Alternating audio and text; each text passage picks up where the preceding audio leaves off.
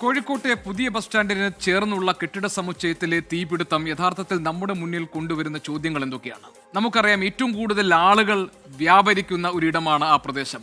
അവിടെ ഒരു കടയിൽ തീ പിടിച്ച് അത് കൂടുതലിടങ്ങളിലേക്ക് വ്യാപിക്കുമ്പോൾ 9 മണിക്കൂർ വേണ്ടി വന്നു 25-ലധികം വരുന്ന ഫയർഫോഴ്സ് യൂണിറ്റുകൾക്ക് ആ തീ അണയ്ക്കാൻ. ഭാഗ്യം കൊണ്ടാണ് ഇന്നലെ ആളപായം ഉണ്ടാകാതെ പോയത്. എന്തുകൊണ്ടാണ് നമ്മുടെ സംവിധാനങ്ങൾക്ക് ഇത്രയധികം സമയമെടുക്കേണ്ടി വന്നത്? അതാണല്ലോ പ്രധാനപ്പെട്ട ചോദ്യം. അതിന് ഫയർഫോഴ്സ് ഉദ്യോഗസ്ഥർ പറയുന്ന ഒരു കാരണമുണ്ട്. അവിടെ അനധികൃതമായ നിർമ്മിതികൾ ഉണ്ടായിരുന്നു, നിർമ്മാണങ്ങൾ ഉണ്ടായിരുന്നു, വലിയ ഫ്ലക്സ് ബോർഡുകൾ വെച്ചിരുന്നു. ഇതൊക്കെ തന്നെ നിർമ്മാണ ചട്ടങ്ങളുടെ ലംഘനമാണ്. അങ്ങനെയാണെങ്കിൽ അതിന്റെ ഉത്തരവാദിത്വം കോർപ്പറേഷൻ അല്ലേ? ഇനി രണ്ടാമത്തെ ചോദ്യം, ഈ തീപിടുത്തത്തിന് പിന്നിൽ എന്തെങ്കിലും അട്ടിമറി സാധ്യതകൾ ഉണ്ടോ എന്നതാണ്. അവിടെ പോലീസിന് ഇന്റലിജൻസ് വിഭാഗം നടത്തിയിട്ടുള്ള പരിശോധനയിൽ പ്രാഥമികമായി കണ്ടെത്താൻ കഴിഞ്ഞിട്ടുള്ളത് ഇതിൽ ഷോർട്ട് സർക്യൂട്ടാണ് കാരണം, മറ്റ് അട്ടിമറി സാധ്യതകളില്ല എന്നാണ്. പക്ഷേ പ്രതിപക്ഷം ആവശ്യപ്പെടുന്നത് ഈ കാര്യങ്ങളിൽ ഒരു ജുഡീഷ്യൽ അന്വേഷണം വേണമെന്നതാണ്. എന്തുകൊണ്ടാണ് പ്രതിപക്ഷം ഇങ്ങനെയൊരു ആവശ്യം മുന്നോട്ട് വയ്ക്കുന്നത്? നമ്മളോടൊപ്പം ചേരുന്നത് ദീപക് ദർപ്പണമാണ് പുതിയ ബസ് സ്റ്റാൻഡിൽ നിന്ന്. ദീപക്, 2 കാര്യങ്ങളായിരുന്നു നമുക്ക് അറിയേണ്ടത്. ഒന്ന്, തീപിടുത്തം ഷോർട്ട് സർക്യൂട്ട് കാരണമാണോ ഉണ്ടായത്, അതോ മറ്റു വല്ല അട്ടിമറിയും ഉണ്ടായിരുന്നു എന്നതാണ്. കാരണം അതിലെ വ്യാപാരികളുടെ പങ്കാളികൾ തമ്മിൽ ചെറിയ തർക്കങ്ങളും പ്രശ്നങ്ങളും ഒക്കെ നേരത്തെ ഉണ്ടായിരുന്നു എന്ന വിവരങ്ങൾ വന്നിരുന്നു. രണ്ടാമത്തെ കാര്യം, ഏത് സാഹചര്യത്തിലാണ് പ്രതിപക്ഷം UDF ഇപ്പോൾ ഇതിലൊരു ജുഡീഷ്യൽ അന്വേഷണം ആവശ്യപ്പെട്ടിരിക്കുന്നത്? എന്താണ് ദീപക് പുതിയ വിവരങ്ങൾ? ഗോപി, ഏറ്റവും പ്രധാനപ്പെട്ട കാര്യം, ഇതിന്റെ രാഷ്ട്രീയത്തിലേക്ക് കടക്കാം ആദ്യം. അതാണ് ഏറ്റവും പുതിയ വാർത്ത. രാഷ്ട്രീയമായി തന്നെ പ്രതിപക്ഷം ഇത് ഏറ്റെടുക്കുന്നു. ഇത് കോർപ്പറേഷനാണ് ഇതിൽ പ്രതി. കോർപ്പറേഷനെതിരെ കേസെടുക്കണം എന്ന ആവശ്യവുമായി UDF കൺവീനർ, ഒപ്പം തന്നെ DCC പ്രസിഡന്റ്, കോൺഗ്രസ് നേതാക്കൾ എല്ലാം രംഗത്തെത്തുകയാണ്. ഇതിനൊപ്പം തന്നെ കൂട്ടിവായിക്കേണ്ടതാണ് BJP രംഗത്തെത്തിയത്. BJPയുടെ മുൻ സംസ്ഥാന പ്രസിഡന്റ് K സുരേന്ദ്രൻ വാർത്താ സമ്മേളനം നടത്തി. കോർപ്പറേഷൻ സെക്രട്ടറിയെ പ്രതി ചേർത്തുകൊണ്ട് കേസെടുക്കണം, കോർപ്പറേഷന്റെ ഡെപ്യൂട്ടി മേയറും പ്രതിയാകണം എന്ന രാഷ്ട്രീയ മുദ്രാവാക്യമാണ്, ആവശ്യമാണ് അവർ മുന്നോട്ട് വയ്ക്കുന്നത്.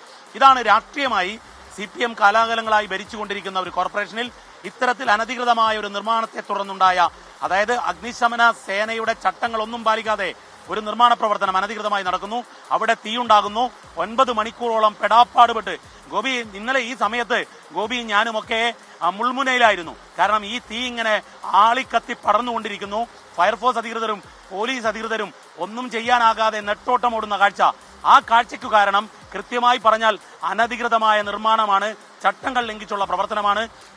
ആ ചട്ടങ്ങൾ ലംഘിച്ചുള്ള പ്രവർത്തനം കൊണ്ടാണ് ഈ നഗരമാകെ ഒരു തീയുടെ മുൻപിൽ പതറി നിൽക്കേണ്ടി വന്നത്. ഔദ്യോഗിക സംവിധാനങ്ങൾ പതറി നിൽക്കേണ്ടി വന്നത് മണിക്കൂറുകളോളം. അതുകൊണ്ട് തന്നെ അതിനെ രാഷ്ട്രീയമായ പ്രചരണായുധമാക്കാനാണ് കോൺഗ്രസും BJPയും തീരുമാനിച്ചിരിക്കുന്നത്. അവർ അതുമായി മുന്നോട്ട് പോവുകയാണ്.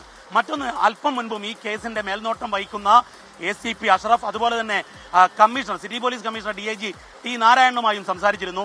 ഇതുവരെയും ഏതെങ്കിലും രീതിയിലുള്ള ഒരു തീരുമാനത്തിലേക്ക് അന്വേഷണ സംഘം എത്തിയിട്ടില്ല എന്നുള്ളതാണ്. അതായത് ഈ ഇലക്ട്രിക്കൽ ഇൻസ്പെക്ടറേറ്റ്, അതുപോലെ തന്നെ ഫയർഫോഴ്സ്, ഇവരൊന്നും തന്നെ ഇതിന്റെ കാരണം ഇതുവരെ വ്യക്തമാക്കിയിട്ടില്ല എന്നുള്ളതാണ്.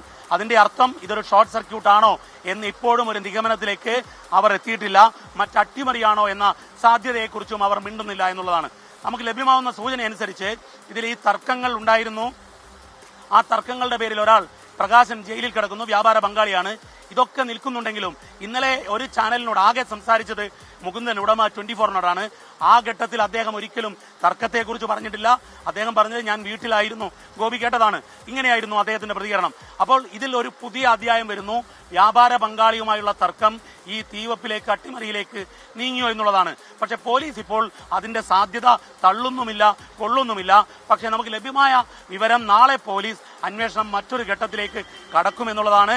മാത്രവുമല്ല, ഫയർഫോഴ്സ് NOC ഇല്ലാതെയാണ് ഈ കെട്ടിടം പ്രവർത്തിച്ചത് എന്നുള്ളത് അധികൃതർക്ക് നേരെ തന്നെയാണ് വിരൽ ചൂണ്ടപ്പെടുന്നത്.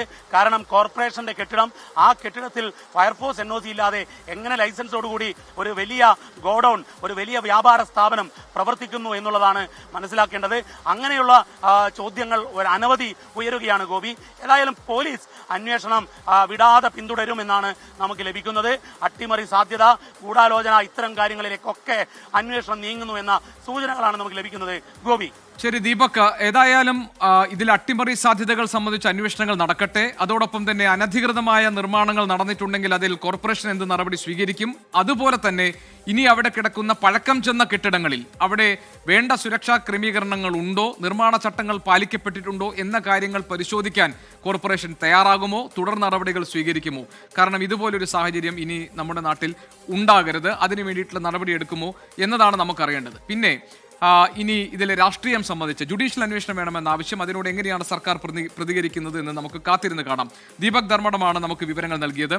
ആശ ഈ സംഭവവുമായി ബന്ധപ്പെട്ട് ആശയുടെ അഭിപ്രായങ്ങൾ കുറിച്ചിട്ടുണ്ട് യൂട്യൂബിൽ സന്ദേശമായി. ഓരോ സംഭവങ്ങളും നടക്കുമ്പോൾ മാത്രം അന്വേഷണം പാസ്സാക്കുന്ന സർക്കാരും ഉദ്യോഗസ്ഥന്മാരും, ഇതൊക്കെ മുന്നേ അന്വേഷണം നടത്തിയിരുന്നെങ്കിൽ എത്ര കോടികളുടെ നഷ്ടം വന്നിരിക്കുന്നു. അതിൻ്റെ ഇടയിൽ രാഷ്ട്രീയമായി ചിലപ്പോൾ ഈ വിഷയങ്ങൾ മാറും, സ്വാഭാവികമാണ്. പക്ഷേ ഇത്തരം കാര്യങ്ങളിൽ അന്വേഷണങ്ങളും പരിശോധനകളും കൃത്യമായി നടക്കണം. കാരണം ജനങ്ങളുടെ ജീവൻ വെച്ച് പന്താടാൻ പാടില്ല.